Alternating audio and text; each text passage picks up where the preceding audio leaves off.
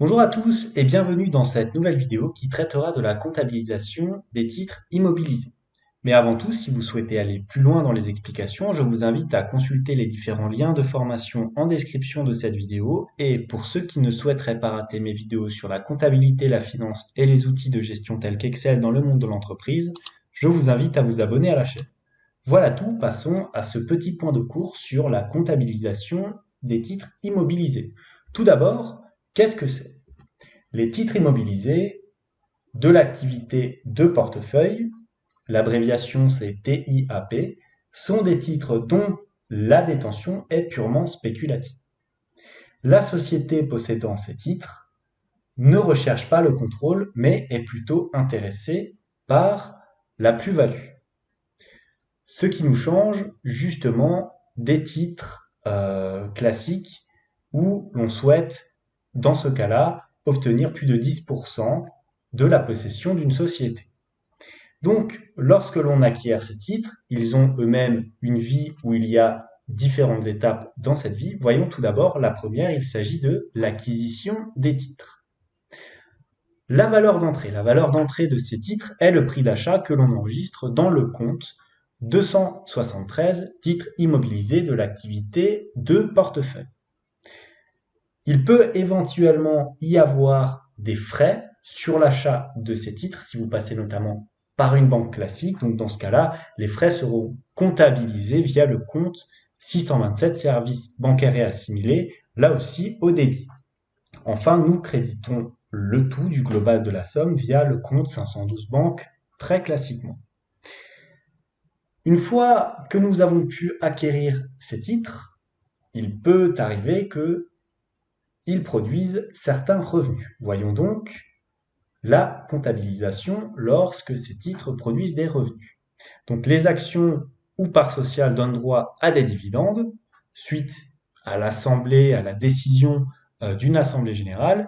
Les revenus du portefeuille des titres immobilisés perçus en cours d'exercice sont à enregistrer au crédit du compte 761-21, revenus des titres immobilisés. Et naturellement, comme il s'agit d'une somme d'argent que vous percevez sur votre compte, vous allez devoir débiter ces revenus sur le compte 512 banques.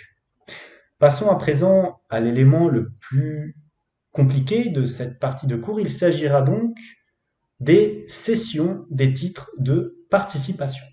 Alors, pour traiter la cession des titres de participation, tout d'abord, il faut effectuer un calcul, et ce calcul, c'est le résultat de cession, qui s'obtient via le prix de vente moins le prix d'achat.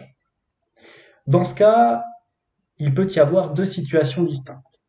Si le prix d'achat est supérieur au prix de vente, dans ce cas-là, nous aurons une perte. Si le prix de vente est supérieur au prix d'achat, dans ce cas-là, nous avons un gain. Voyons ce qui se passe si le prix d'achat est supérieur au prix de vente. Nous avons une perte qui se comptabilise comme suit. Tout d'abord, nous devons débiter le compte 512 banques, avec comme montant le prix de vente. Puis, nous débitons le compte 6756, valeur comptable des éléments d'actifs cédés. Il s'agira là de mettre le montant du résultat de cession. Et enfin, nous allons créditer tout cela via le compte 273 TIAP. Il s'agira là du montant du prix d'achat qui correspondra au solde du compte 512 banques et du compte 6756 ici. Voyons à présent lorsqu'il s'agit d'un gain. Donc dans ce cas-là, nous recalculons via cette formule. Nous avons un gain, donc c'est-à-dire que le prix de vente est supérieur au prix d'achat. Dans ce cas-là, la comptabilisation se fera comme suit. Nous aurons, là encore, ça reste le même principe que lors d'une perte. Via le compte 512 banques, il s'agira là ici d'inscrire le prix de vente.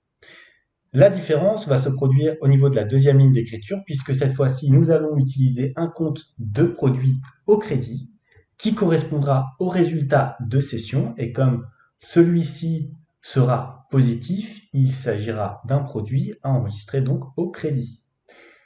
Et enfin, nous aurons, comme tout à l'heure, le compte 2673 TIAP pour le montant du prix d'achat.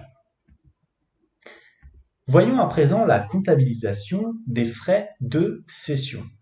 Alors les frais de cession, c'est par exemple lorsque vous décidez de vendre votre titre, la banque peut prendre une commission sur ordre par exemple, et dans ce cas-là, il s'agit de passer une écriture relativement simple via le compte 6271 pour le montant hors taxe de votre cession, de votre commission de cession.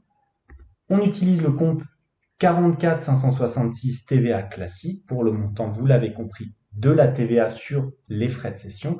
Et enfin, on solde le tout pour le montant TTC via le compte 512 banque.